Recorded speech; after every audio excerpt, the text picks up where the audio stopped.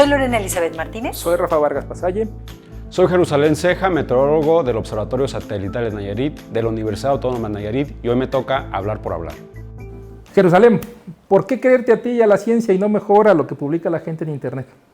Bueno, porque finalmente justo, ¿no? Esto está basado en estudios, en principio, ¿no? En una técnica bien definida que además puede ser reproducida en cualquier lugar del mundo, ¿no? Entonces, esto es algo probado, a pesar de que la ciencia no siempre es infalible, ¿no? Siempre hay un margen de error, incluso la ciencia lo reconoce con estos grados de errores que siempre hay, ¿no? Pero siempre hay forma de saber dónde nos equivocamos, ¿no? En el caso de las otras demás publicaciones, pues a veces son meramente pensamientos, ideas o algún deseo, ¿no?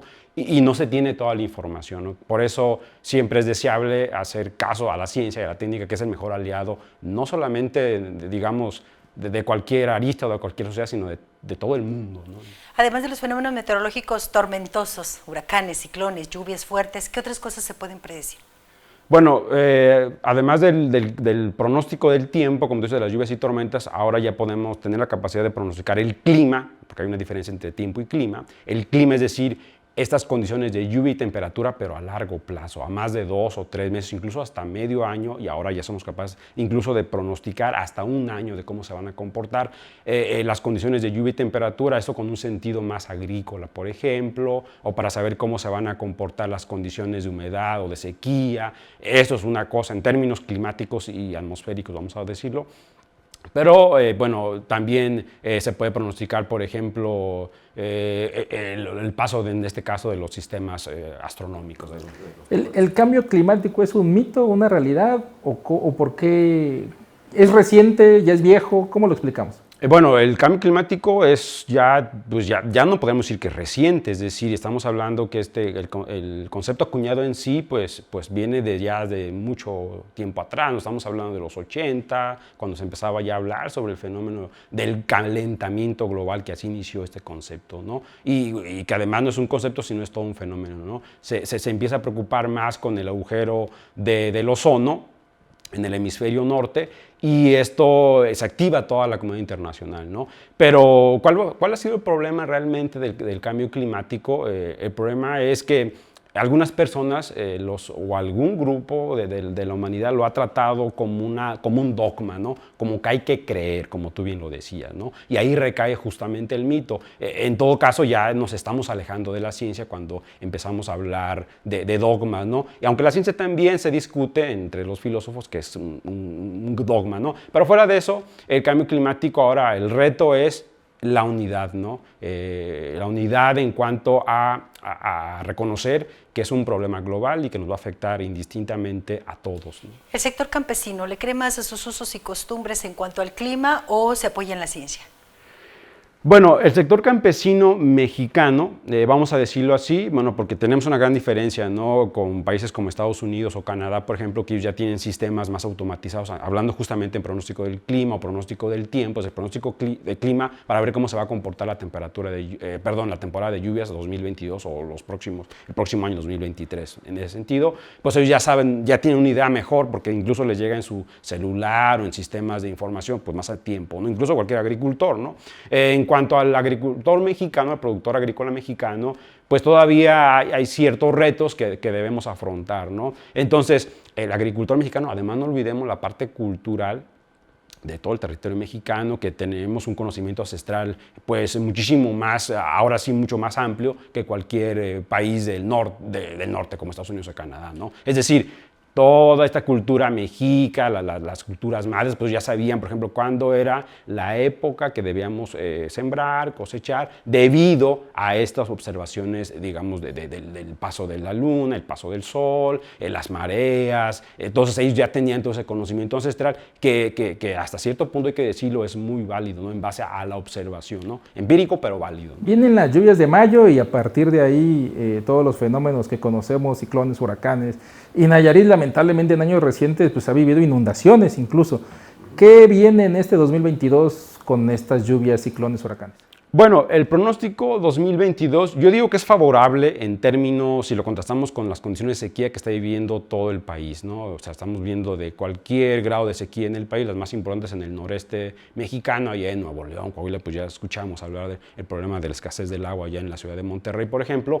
En este caso, para esta temporada de lluvias 2022 es muy favorable y esto repercute justamente, es un fenómeno que lo hemos escuchado mucho, el fenómeno del Niño Oscilación del Sur, ahora en su fase de la Niña. Esto va a dejar un temporal de lluvias 2022 o una condición de lluvias, pues digamos, normal o ligeramente lluvioso. Es decir, para este año 2022 el temporal de lluvias es ligeramente más activo o más lluvioso, incluso para Nayarit, ¿no? ¿Cuántos fenómenos meteorológicos o cuántos huracanes y ciclones están pronosticados para el Pacífico mexicano durante esta temporada? Bueno, a pesar de que el pronóstico oficial todavía no se libera, ese se va a liberar pues, en los próximos a lo mejor 10 días o 15 días que le corresponde justamente al Servicio Meteorológico Nacional Mexicano. No obstante, ya centros internacionales que se dedican también al pronóstico de ciclones tropicales en el mundo, el caso es del Centro Europeo, ya liberó su primer pronóstico en el mes de abril, en el mes pasado, y de acuerdo con este pronóstico, se prevén 17 eventos ciclónicos con nombre. Esto significa que durante la temporada de lluvias del 15 de mayo al 30 de noviembre se prevén eso, 16 eventos ciclónicos con nombre, el promedio son 15, entonces estamos ligeramente, otra vez este año ligeramente más activos. Pero todavía no se tiene el posible impacto en algún estado de la República, por ejemplo. Así es, todavía no. De hecho, esto no es posible saberlo, comentábamos, porque, bueno, todavía no hay sistemas activos, como son modelos estadísticos, pues nada más nos pueden decir cuánto se prevén de acuerdo a todos los años que hemos analizado en cuanto a la historia pues, de los ciclones tropicales. Entonces solamente es posible saber cuántos se van a presentar, pero eso ya todavía nos dice mucho, ¿no? Y ahora y no es posible saber que van a impactar 4 o 5 en Nayarit, eso es imposible. Tú como especialista seguramente recuerdas 2015, el presidente entonces Obama en Estados Unidos publicó una foto de la NASA donde Nayarit iba a desaparecer por un huracán enorme, nata y blanca, y llegó a la costa de Jalisco y desapareció. ¿Cómo entender eso después de que prácticamente ese fenómeno ni siquiera cabía en los números, como miden ustedes? Así es. Sí, justamente es el huracán Patricia 2015, ¿no? Que no solamente, bueno, es relevante, ¿no? que lo publique ya un presidente de Estados Unidos, pero lo cierto es que ese sistema ciclónico sí rompió los récords de vientos máximos sostenidos, si no mal recuerdo, a reserva de revisar bien el dato, pero por ejemplo, un huracán categoría 5, que es la máxima categoría de huracán, son de 255 kilómetros por hora. Pues Patricia, en su momento ya, con el avión cazahuracanes, no son mediciones de satélite, sino ya directas, hay un avión cazahuracanes tipo Hércules que se adentra al ojo, y lo midió a 335, rachas de 335 kilómetros por hora. Es por ello que se activaron todas las alarmas, ¿no? Además, no olvidemos que la trayectoria iba justamente a impactar en la zona de Puerto Vallarta, sur de Nayarit, Valle de Banderas Compostela y más cercano a Puerto Vallarta. Lo cierto es que no tocó hasta allá y la fortuna fue que se impactó con la Sierra Madre Occidental, toda esa sierra que se eleva inmediatamente, para los que conocen esa región allá de Cabo Corrientes, por ejemplo, no es una sierra que se eleva tan pronto terminamos el mar, iniciamos la costa, pues por arriba de los 1.500 metros sobre el nivel del mar. Justamente es la parte física que muchos se sorprenden. Bueno, ¿qué pasó? Bueno, las montañas lo que hace es que, bueno, entró en un sistema de fricción y toda esa nubosidad pues tendió a disiparse. ¿Puede existir algo similar?